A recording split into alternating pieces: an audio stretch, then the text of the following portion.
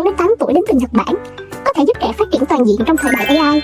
Với Future Me, bé yêu sẽ có thể học toán, tiếng Việt, tiếng Anh thật vui và nhận được những chiếc card siêu dễ thương đó. Tải ngay Future Me để bé học tập thật vui nhé. Future Me, trao trẻ em sức mạnh tương lai, nuôi dưỡng sáng tạo, gieo mầm nhân ái.